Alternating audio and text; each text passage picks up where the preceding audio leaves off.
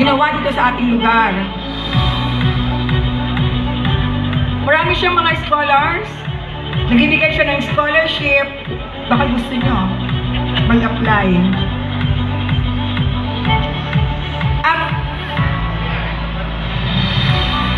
sa simbahan, siya ay very active din. Marami din siyang mga ginawa para sa mga sa school, sa Ananias Laico Elementary School, even sa Magdalena High School. Let's call on and give a warm applause to Miss Tenten Christ.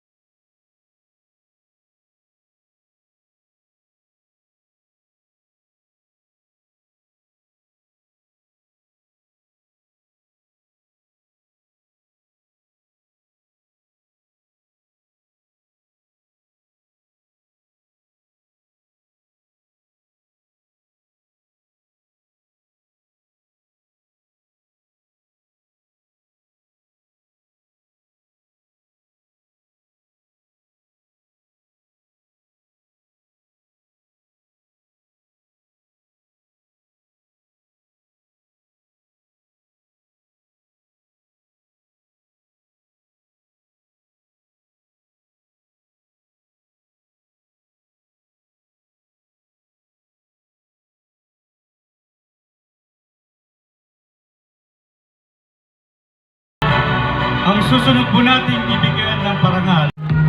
Footnote lamang po sa ating pagpili ng mga awardees. Ito po ay mula sa mga nominations na nagmula sa mga kanya-kanyang batch. So,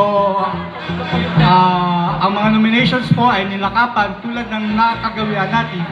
Nilakapan po yan ng endorsement, nilakapan po ng mga credentials, batay sa mga achievement ng ating mga nominees. Okay. Opa, ma'am. Please step forward. Yeah. Yan po.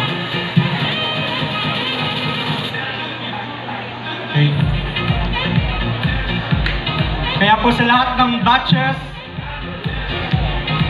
kung meron kayong napipisil, meron kayong nakikita, and you know someone from your batch whom you think deserve to be recognized by the Alumni Association, please, in the next awarding, probably in the next 2 or 3 years, magsubmit po tayo ng nomination.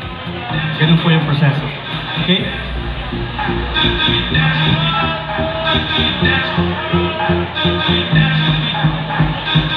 Again, congratulations to our awardees.